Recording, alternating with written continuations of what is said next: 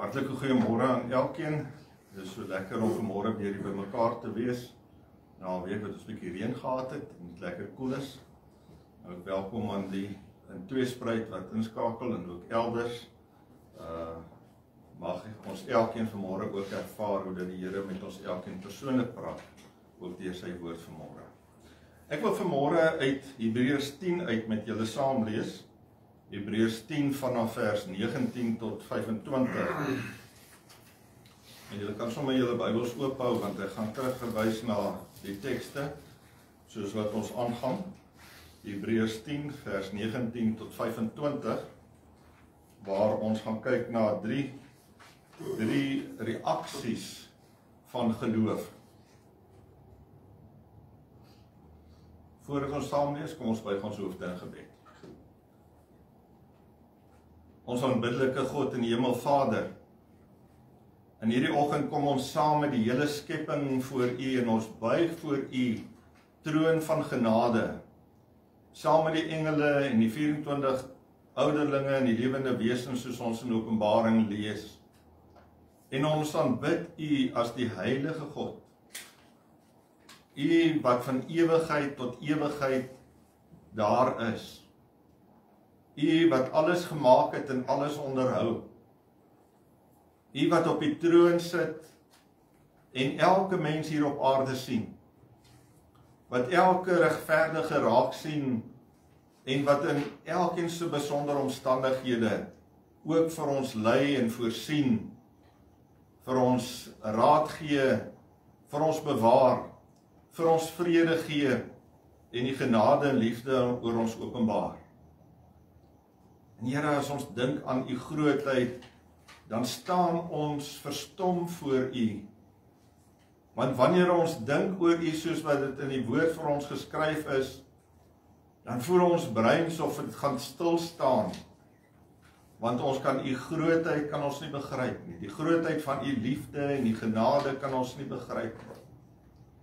Dat U getrou bly ten spyte van ons ontrouheid is vir ons ook onverstaanbaar, want ons as mense kan maklik ongenaakbaar wees teenoor mekaar of onvergewensgesind. Maar U is 'n God wat vergewe en wat vergeet en wat vir ons vryspreek en vir ons innerlike vrede gee en ons omvou met U liefde. En dankie dat ons U liefde ook kan sien in Christus Jesus wat na hierdie wêreld gekom het. En dat hy ook die liefde kom openbaar het, want hy was bereid om in ons plek aan die kruis te sterf. En as ons vanmôre voor U stil word, dan dank ons U dat ons die Bybel het as U woord, en dat dit deur al die eeue behoue gebly het, en dat dit kragtig en lewend is. Want elke keer as ons daaruit lees, dan leer ons iets en wys hy ons tereg of bou hy ons op. Maar ons kry leiding uit die woord en ons word geestelik gevoed. En dis vir ons kosbaar, o God. Want al het ons die Bybel al 'n paar keer deurgelees, wanneer ons weer deur 'n gedeelte lees, ontdek ons iets nuuts. Want dit is lewendig en kragtig. Dis nie soos 'n storieboek wat ek klaar lees nie. Want elke keer kom U Gees en maak iets nuuts oop, wat ons nog nie voorheen raak gesien het nie.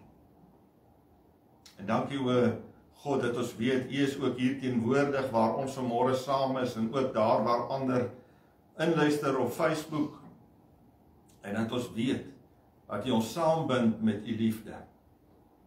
En ons bid dat U vanmôre ook deur U Gees, en deur U woord met ons elkeen sal praat, en dat ons verryk hier sal uitgaan, maar dat ons ook sal gaan vertel, dit wat U aan ons openbaar het. Daarvoor bid ons U en dank ons U, in Jesus se naam. Amen. Hebreërs 10, vers 19. Die opskrif daar vermaning om in geloof te volhard. Terwyl ons dan, broeders, vrymoedigheid het om in die heiligdom in te gaan deur die bloed van Jesus, op die nuwe en lewende weg, wat hy vir ons ingewy het deur die voorhangsel heen, dit is sy vlees. En ons 'n groot priester oor die huis van God het, laat ons toetree met 'n waaragtige hart in volle geloofsversekerdheid. Die harte deur besprenkeling gereinig van 'n slegte gewete en die liggaam gewas met rein water. Laat ons die belydenis van die hoop onwankelbaar vashou, want hy wat dit beloof het is getrou, en laat ons op mekaar ag gee om tot liefde en goeie werke aan te spoor. En laat ons ons onderlinge byeenkoms nie versuim, soos sommige die gewoonte het nie, maar laat ons mekaar vermaan, en dit des te meer na mate julle die dag sien naderkom. Ons lees net tot daar.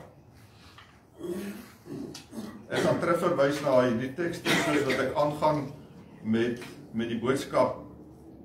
En wanneer ons deur Hebreërs lees, dan sien ons dat hoofstuk 1 tot hoofstuk 10 vers 18 handel eintlik oor lering aangaande Jesus Christus. En ons sien ook hoe dat hierdie skrywer baie terugverwys na die Ou Testament en dan ook terme gebruik uit die tempel, die godsdienst van daardie tyd, die offers en al hierdie dinge wat ons van lees. Maar as hier waar ons vanmôre gelees het, vers 19 en verder, dan kom hy met die praktiese leringe.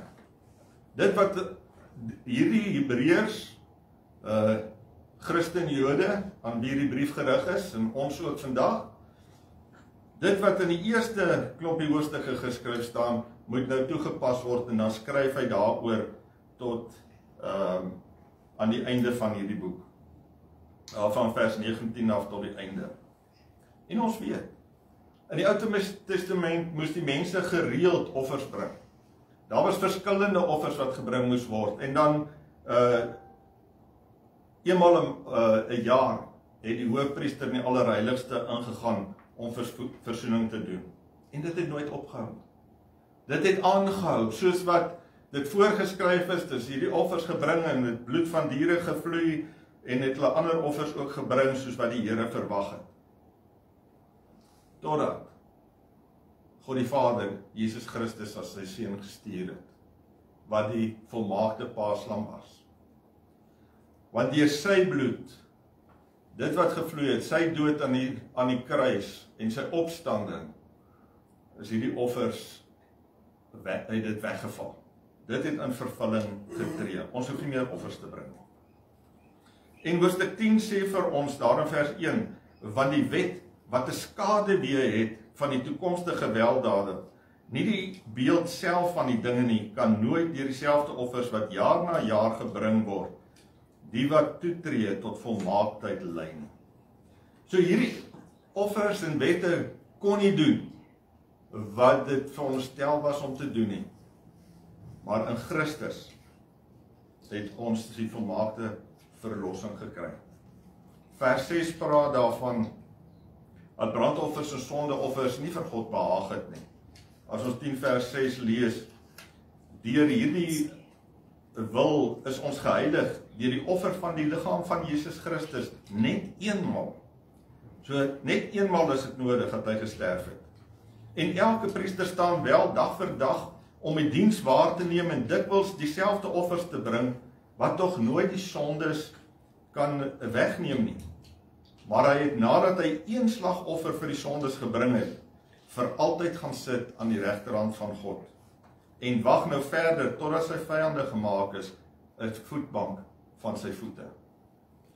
En dit is vir ons so kosbaar om te weet dat hierdie ware, dit is die waarheid, en ons kan daaraan vashou. Dat Jesus Christus vir ons sondes gesterf het, en dat offers nie meer nodig is nie. Ons bring nie meer bloedige offers aan God nie, want ons het Jesus Christus as finale offer gekry. Maar tog is daar mense wat nog baie wetties wil leef. Mens kry dat mense baie voorskrifte het en sê ek moet hierdie en hierdie en hierdie en hierdie dinge doen. En nou die dag het ek 'n jongman by my gehad wat gesê het, ek wil nader aan die Here kom, ek doen al dit en ek doen dit en ek doen dit, maar ek sukkel nog om dit en dit en dit en dit te doen. En eintlik moet jy net by die Here uitkom. Jy moet tot volle oorgawe kom. En wanneer jy tot volle oorgawe gekom het, dan is die goeie werke wat uit jou voortkom, is die werke wat na vore kom. Maar ek hoef nie te sukkel om te onderhou dit wat ek moet onderhou nie. En dit is wat mense baie keer aan vashou, aan hierdie wette wat hulle vir hulle self, want hulle wil verdien, en eintlik het ons genade by God gekry in Christus Jesus. En ek moet net Jesus Christus aanvaar. En vanmôre sit ons by die nagmaalstafel aan, en die nagmaal bring juis hierdie boodskap ook vir ons na vore, want die tekens wat ons gaan gebruik, die brood en die beker, sê vir ons, maar Christus het klaar die prys betaal, ons is vrygekoop. Hierdie gedeelte wat ons saam gelees het, sê vir ons die redding het 3 reaksies. Die eerste ene is geloof, vers 19 tot 22, gaan dit ons so daarna kyk, en dan hoop, kom vers 23 na vore, en liefde, vers 24 en 25. Nou geloof, wanneer ons na vers 19 kyk, dan staan daar geskryf, terwyl ons dan broeders, vrymoedigheid het, om in die heiligdom in te gaan deur die bloed van Jesus, op die nuwe en lewende weg wat hy vir ons ingewy het. Dan praat hy van vrymoedigheid. Ons het vrymoedigheid om in God se teenwoordigheid in te gaan. As ons dink aan die Ou Testamentiese Jood, hulle kon nooit in God se teenwoordigheid ingaan. Hulle kon nooit in die allerheiligste ingegaan het nie. Daardie gordyn was daar wat skeiding gebring het tussen die heilige en die allerheiligste. Daar was skeiding tussen God en mens. Net die priester kon ingaan. En hy kon hoëpriester 1 keer 'n jaar, wanneer hy dan die offerbloed van 'n dier gevat het en met wierook daar ingegaan het en gaan sprinkel het op die soendeksel van die ark wat daar binne was. Want daar was geen versoening sonder bloed wat gevloei het. Maar Christus se bloed het gevloei vir volkome versoening. En die offers het daardie tyd ook nie regtig gedoen dit wat God gevra het nie, want dit is herhaaldelik gedoen. Maar Christus se offer was die volmaakte een. Ons lees in Hebreërs 10 vers 3, maar in die offers is daar jaar na jaar herinnering aan die sondes. Want die bloed van stiere en bokke kan onmoontlik die sonde wegneem. En dit is wat die mense beleef het.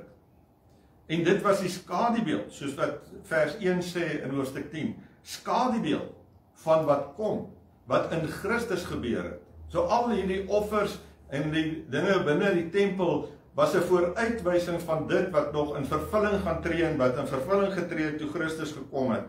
Want dit het gewys op dit wat in die toekoms gaan plaasvind.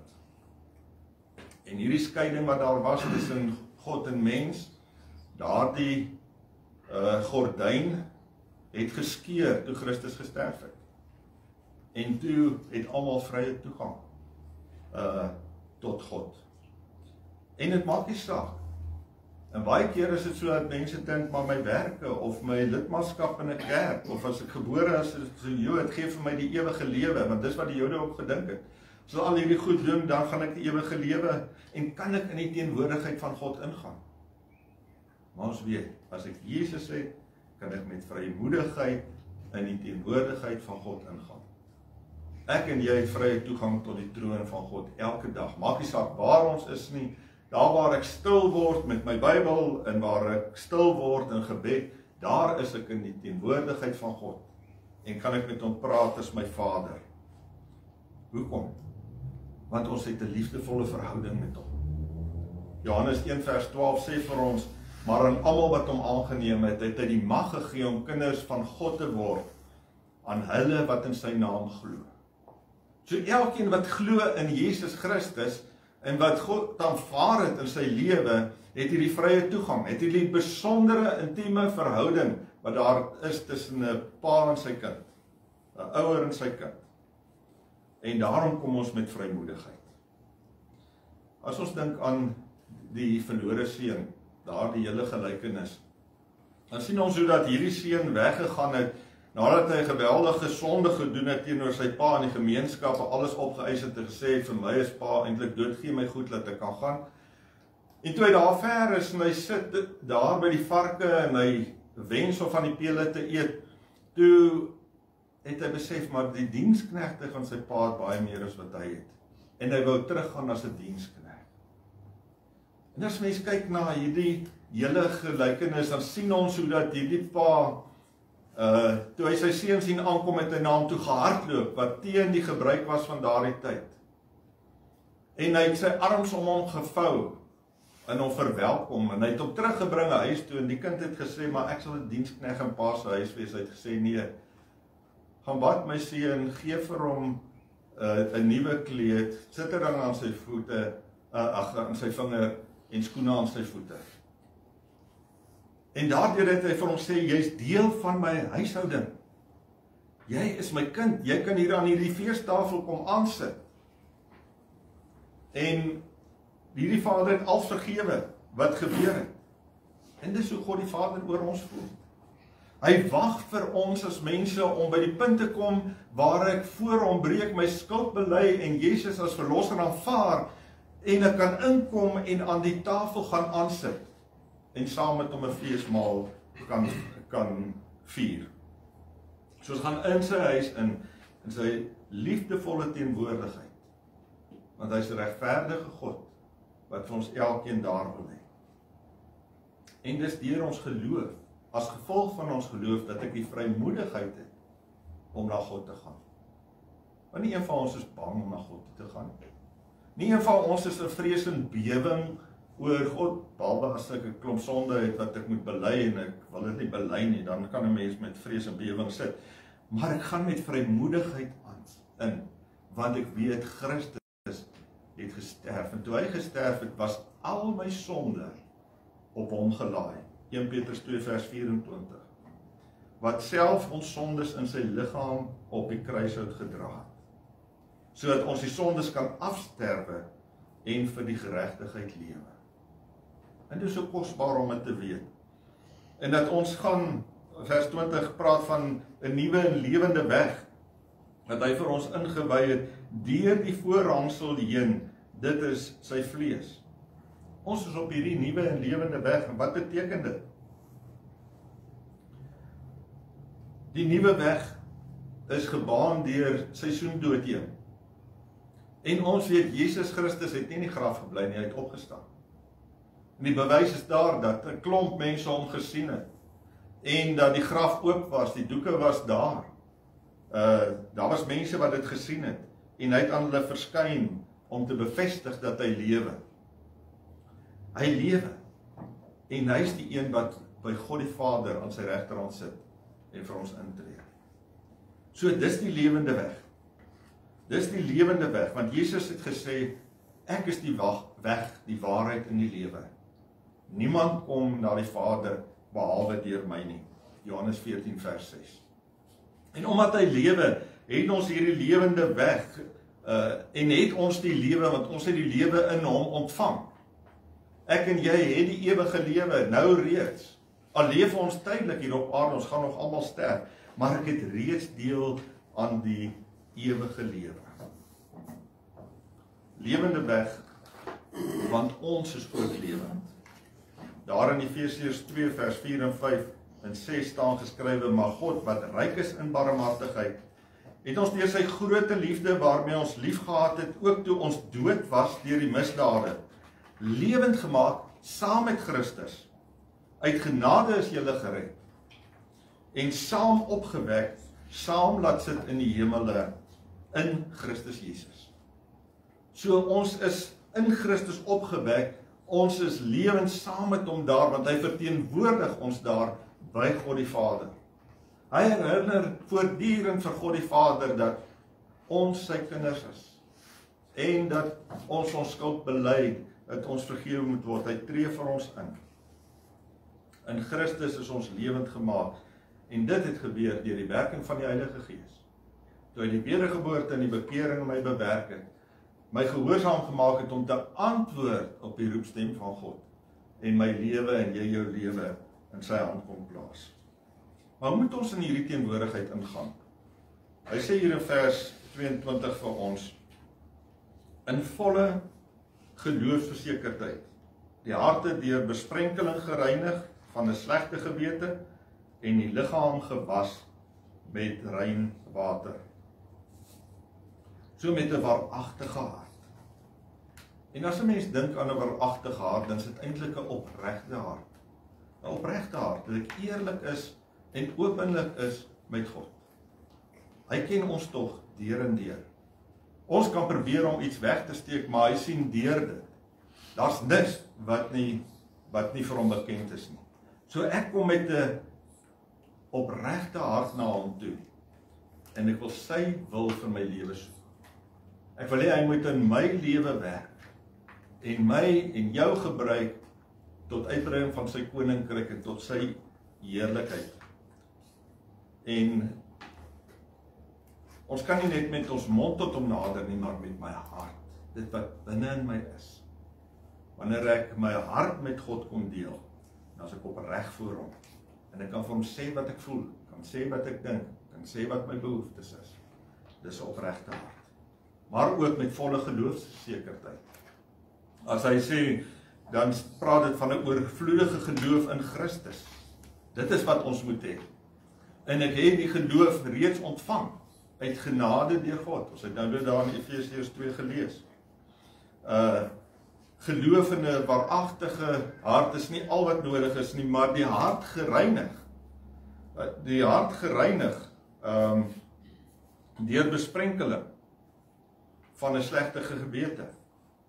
So ons harte moet gereinig wees en die slegte gewete moet weg wees, dit moet weggeneem wees. As ons dink aan die besprenkeling, dan verwys dit terug na die Ou Testament. Want alles wat gereinig moes word, was met bloed gereinig in daardie tyd.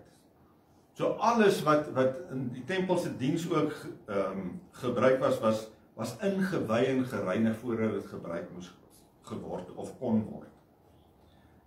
En ons weet dat Christus se bloed gestort het vir ons, sodat ons harte gereinig kan word. En dat ons gewete skoon kan wees. Want my gewete kla my aan wanneer daar sonde in my lewe is. En dis hoe dit werk. Maar wanneer ek dit bely, is my gewete skoon. Is gereinig. En ek is skoon gewas deur die bloed van die Here Jesus. En daarom kan ek met vrymoedigheid na hom gaan. Maar dan sê hy ook, die liggaam moet gewas wees. En die liggaam gewas met rein water. En as ons daaraan dink, dan wys dit vir ons eintlik op die doop. As mens dink aan as die priesters, nuwe priesters moes gaan offer het, dan het hulle eers gewas met water, hulle gereinig en voorberei, skoon aangetrek en dan het hulle die offers gaan doen of wat hulle werk ook al was. En die doop is nie die afwassing van ons sondes nie, maar is die getuienis van dit wat in my hart plaasgevind het.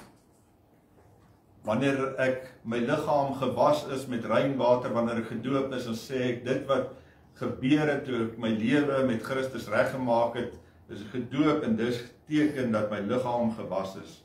Ek is gereinig.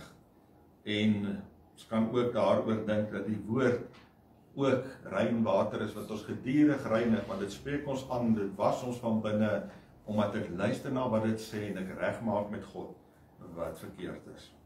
Maar die tweede aksie van geloof, wat ons redding na vore bring, is hoop. Vers 23. Laat ons die belydenis van die hoop onwankelbaar vashou, want hy wat dit beloof het, is getrou. As ons na hierdie vers kyk, dan sê hy vir ons die hoop onwankelbaar en ons moet daaraan vashou. Ons moet onwankelbaar aan die hoop vashou. En ons weet dat as die hoop onwankelbaar is, dat dit onveranderlik is, dat dit vasstaan. Die hoop wat ek en jy het, is nie iets wat vandag hier is en môre kan verander nie. Nee, ons het daardie seker wete, dat ons dink aan Hebreërs 11 vers 1 wat sê, die geloof dan is 'n vaste vertroue op die dinge wat ons hoop. Soos 'n vaste vertroue op dit wat ek hoop. Dis 'n bewys van die dinge wat ek nie sien nie.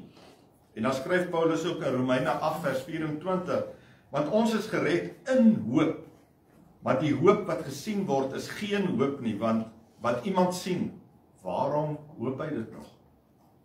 Maar as ons hoop wat ons nie sien nie, dan wag ons daarop met volharding. So hierdie hoop wat ek en jy het, is die belofte wat God vir ons gegee het van die ewige lewe. Die belofte dat die Here Jesus Christus eendag op die wolke gaan kom en ons kom haal.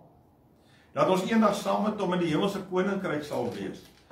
Maar dat ons in hierdie wêreld nog aanleef met die lewe en doen dit wat God van my vra om te doen, en ek leef tot sy eer en verheerliking, maar ek het hierdie hoop. Niks kan dit van my wegneem. Ek twyfel nie dat ek gered is nie. Hoekom nie? Want ek weet op daardie dag het ek my hart vir die Here gegee.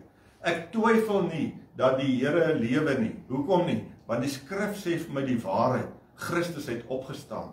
Hy sit by God die Vader. En ek twyfel nie dat hy weer gaan kom nie, want die Heilige Gees is uitgestort en hy oortuig my in my hart dat die Here weer kom, dat ons reeds die ewige lewe het. Hy oortuig my van sonde, hy oortuig my wat die waarheid is, en hy bou my op sodat ek geestelik kan groei. Ons kan dit nie uit eie krag doen. Baie keer probeer ons uit eie krag, maar ons kan nie.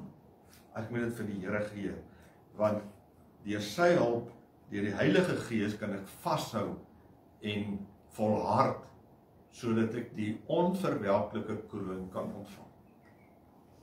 Want dit is die hoop wat ek en jy het. Om daardie wenpaal te bereik, waarvan Paulus skryf. En dat ons in hierdie lewe als insit, want ek het hierdie hoop. Want as ek daar kom, gaan ek die einde bereik en gaan ek my kroon ontvang en gaan ek die hemelse koninkryk ingaan. Maar wat die mense wat om ons leef en ons dophou, behoort dit in ons raak te sien. Hulle behoort raak te sien dat ons hierdie onwankelbare hoop het, dat ons daaraan vashou en dat ons volhard om by die einde uit te kom. Ons lewens moet daarvan getuig. Ons lewens moet ooreenstem met dit wat in die woord van God geskryf staan. Want mense kyk na ons, hulle hoor nie altyd die woord nie, of hulle het dit gehoor, maar hulle wil dit ook sien. Johan het net gepraat van Jomari, wat as sy 'n ding gesien het, dan onthou sy dit. Dis die manier waarop sy leer. En dit is so. Woorde spreek, maar voorbeelde trek. Ons kan vir iemand oor en oor sê, maar as hy sien dat ek die teenoorgestelde leef, gaan hy my mos nie vertrou nie. Dan gaan hy nie glo dit is waar nie. Maar hulle moet sien, ons het hierdie vaste hoop, ons het nie twyfel nie. Ons staan vas in Christus Jesus.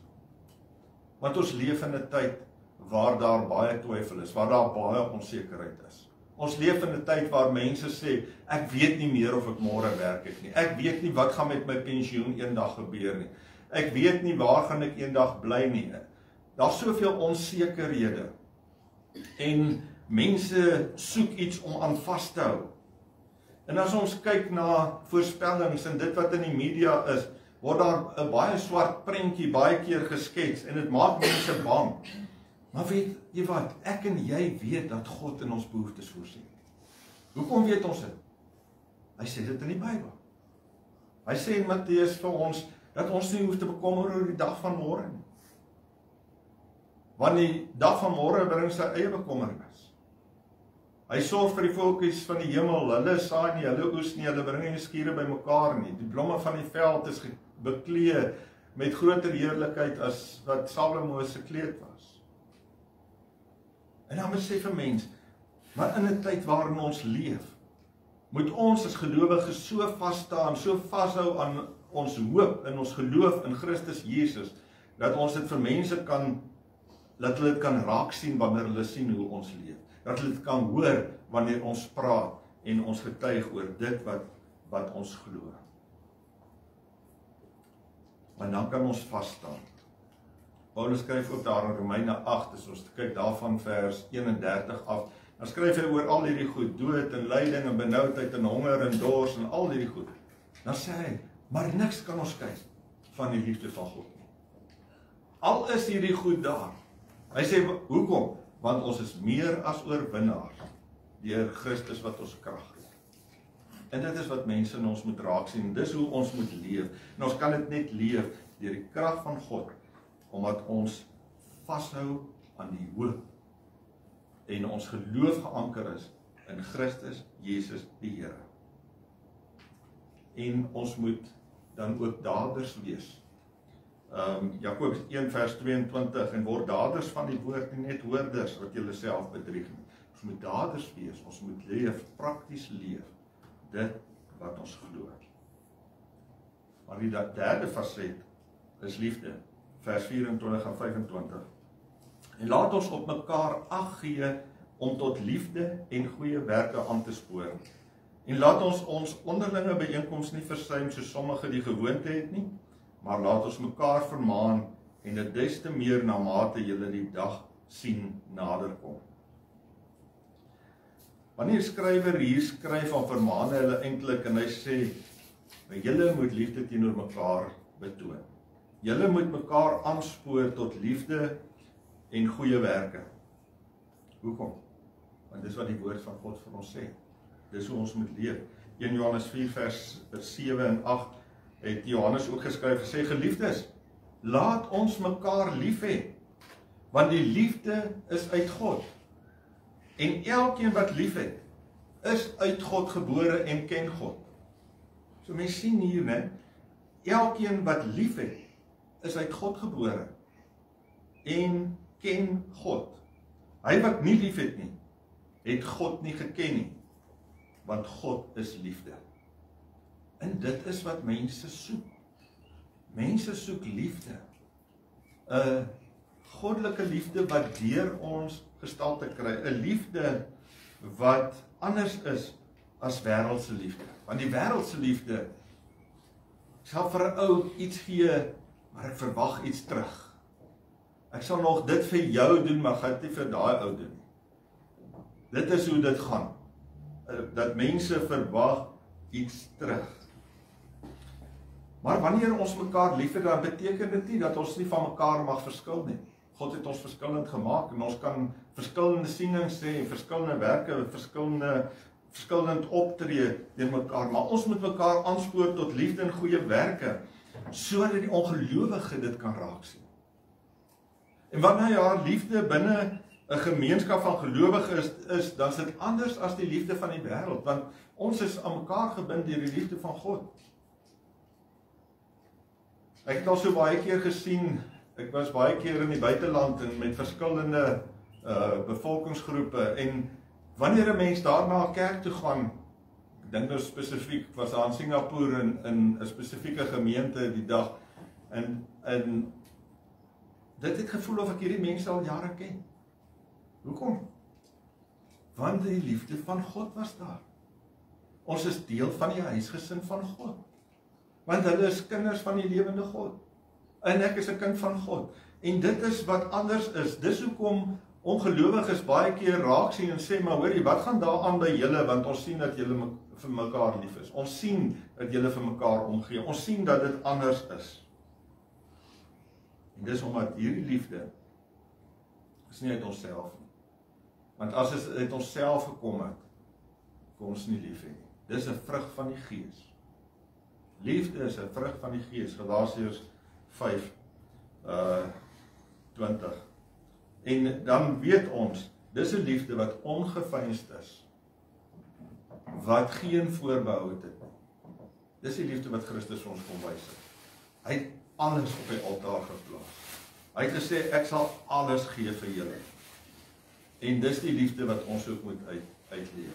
'n Liefde wat bereid is om te dien. Want dit trek mense na mekaar toe en na God toe. Hierdie gemeente aan wie hierdie brief geskryf is, het vervolging beleef, en dit was Jode wat tot bekering gekom het. Dis hoekom die brief se naam Hebreërs is, want so is daar die bekeerde Jode genoem. En dan sê hy, dit is so belangrik dat julle mekaar ondersteun.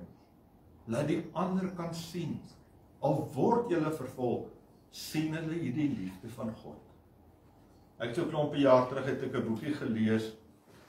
Dit was, as ek reg onthou, was dit 'n Chinees wat in die tronk was as gevolg van sy geloof. En hulle het vir hom amper elke been in sy liggaam gebreek in die tyd wat hy in die tronk was. En hy het nooit een keer, en dit is wat een van die wagte vir hom sê, nooit een keer het hy gehoor dat jy ons vloek nie. Nooit een keer het jy 'n skewe woord vir ons gesê nie. Want hulle het op die ou einde, toe hy sterwend was, het hulle hom op die sypaadjie gegooi. Want hy moet net nie in die tronk sterf nie. 'n gelowige mag nie daar sterf nie. En die Here het hom daar opgetel en gesond gemaak en hy die boek geskryf. En dan besef 'n mens, selfs daar in die tronk waar hy gemartel is en hy getoets is bo menslike vermoë, het God hom nog steeds in liefde vasgehou en kon hy die liefde van God uitleef. En dan loop dit ook uit op vers 25, die onderlinge byeenkomste, daar waar gelowiges by mekaar is. Dis nodig dat ons by mekaar kom. Dis nodig dat ons daar is vir mekaar, want dis waar ons mekaar opbou. Dis waar ons met mekaar die woord deel, ons ervarings deel, dit wat God vir ons leer, want dit bou mekaar op, en dit is wat so lekker is om as gelowiges by mekaar te wees, en te kan gesels oor wat die Here besig is om in elkeen se lewe te doen, want dit is opbouing. Dis waar ek geestelik groei. Nou hierdie gemeente het eintlik begin om hierdie samekomste te verwaarloos, daarom spreek hulle aan.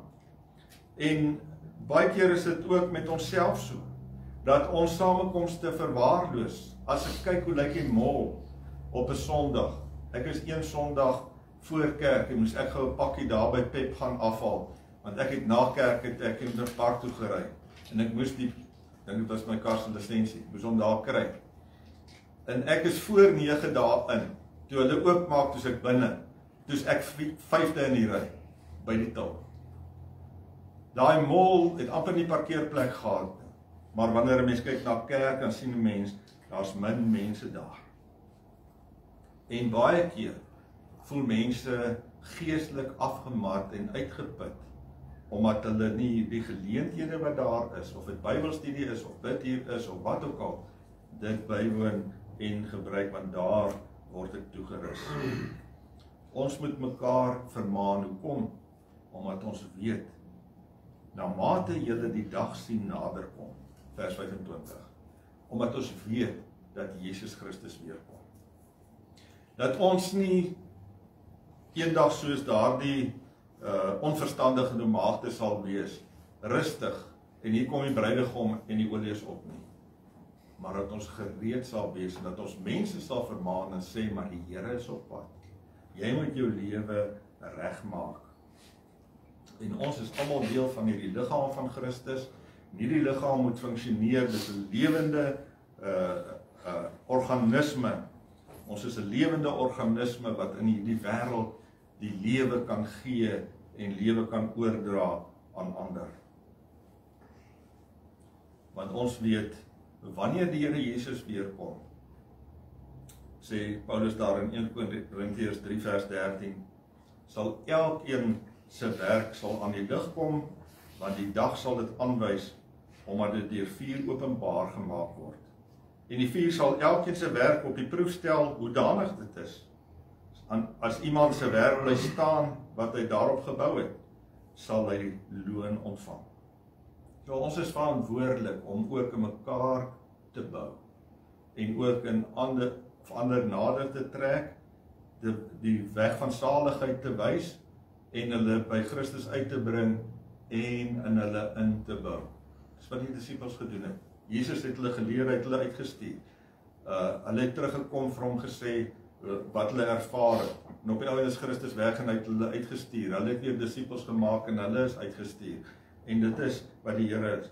Ons het net nou gesing, dis wonderbaar dat God ons stuur. Ons moet gaan na die wêreld, om juist dit wat ons weet, hierdie onwankelbare hoop wat ons het, ook met ander te gaan deel. En so baie keer dink ons, of verontskuldig ons onsself en sê, maar ek is nie toegerus genoeg nie. As ek die Gees van God het, hy is die een wat my die woorde gee. Hy is die een wat vir my die teks in die Bybel sal oopbreek. Hy is die een wat vir my die vrymoedigheid gee. maar ons moet bereid wees om te gaan en om te gaan deel. Ons is verantwoordelik vir mekaar, maar ook vir die wêreld daar buite.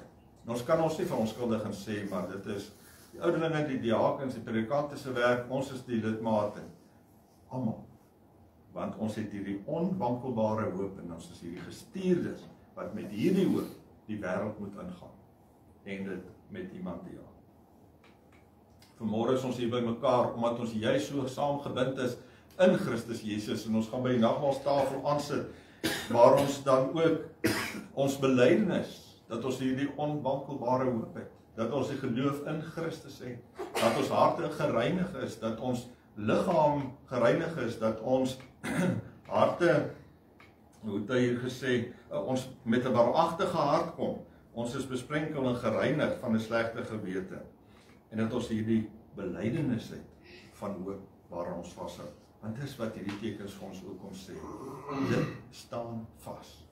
Christus het in jou en in my plek gesterwe. En omdat ons hom glo, het ons die lewe. Is ons op hierdie lewende weg. Het ons hierdie hoop en het ons die liefde in ons om uit te leef teenoor God en ander. Amen. Hemelse Vader, baie dankie dat ons vanmôre ook na hierdie gedeelte in die woord kan kyk. En dat ons vanmôre ook weet dat U ook daardeur met ons praat. En Here, dan kom ons ook met vrymoedigheid na U toe, met dankbaarheid in die hart, omdat ons weet, ons is vrygekoop. Ons het 'n onwankelbare hoop. U het ons gereinig en ons staan vas.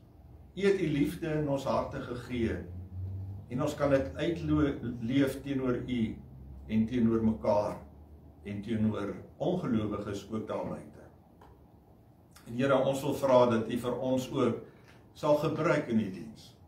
Here, dat ons nie net hoorders sal wees nie, maar dat ons ook daders sal wees. Maar wil U vir ons ook so laat leef dat ander wat na ons kyk kan sien dat ons anders is. Dat ons iets het wat hulle nie het nie. En dat ons dit met hulle kan deel, dat hulle nader kom en ook kom vra, wat het jy wat ek nie het nie. Here, ons bid vir mense wat regtig sonder U leef. Ons bid dat en vra dat U deur U Gees die wedergeboorte sal bewerk. Here, ons kyk na mense rondom ons en ons sien hoe mense wegdwaal van U en dwaal in hierdie wêreld en baie keer doelloos deur hierdie wêreld dwaal, omdat hulle soekend is en hulle weet nie wat hulle soek nie. Ons bid vir hulle en vra dat U in hulle harte werk en dat hulle ook sal inkom in die koninkryk. Ons dink vanmôre ook aan mense wat dwars oor die wêreld heen uitreik na ongelowiges. Ons bid dat U vir hulle ook gebruik op kosbare wyse. En Here, dat U vir hulle ook toerus, dat U vir hulle gee wat hulle nodig het, en dat hulle onder alle omstandighede, want baie keer het hulle baie moeilike omstandighede, dat hulle so sal leef dat U verheerlik word, en dat mense U heerlikheid, U teenwoordigheid in hulle kan raak sien. Ons dink ook aan die vervolgde kerk wat aangaan en by mekaar kom ten spyte van die feit dat hulle gevang en in die tronk gegooi kan word, en gemartel word, selfs doodgemaak word. En dankie vir hulle geloof. Dankie dat U ook mense by hulle voeg. En ons weet baie keer is dit vir hulle 'n waagstuk om iemand in te laat en dat hulle seker maak dat hulle reg gehoor het by U. En wanneer daardie een inkom en Christus aanvaar, sien hulle hoe daardie een uit die dood opgewek word tot die lewe in Christus Jesus. En ons dankie Here, dat ons weet, U is werkend dwars oor die wêreld, en dat ons ook U werkers kan wees, U disippels kan wees, in 'n wêreld vol nood. Wil U vir ons elkeen ook in hierdie week seën. U ken ons elkeen se pad, U ken elke behoefte van ons. U weet waarmee ons te doen gaan kry in die week, wat ons nie van weet nie. Maar dankie dat ons met vrymoedigheid en met vrede in die hart ook hierdie week kan ingaan en weet, elke dag en elke oomblik leef ons in afhanklikheid van God, want ons leef tot U eer en verheerliking, en met dankbaarheid vir dit wat ons uit U hand ontvang. Ons eer en dankie daarvoor in Jesus se naam. Amen.